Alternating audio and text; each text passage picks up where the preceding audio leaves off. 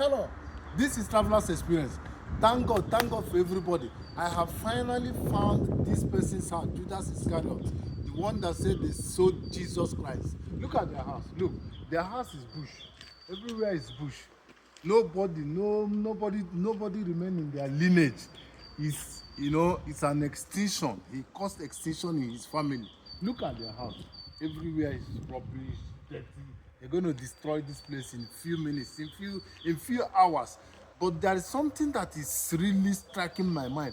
People say that Judas Iscariot is a Yoruba man because of Sabo, he's a Sabo kind of person. And the other group say that Judas is an Igbo man because of their love for money. So I'm out of this. I don't know what to say. I really don't know what to say.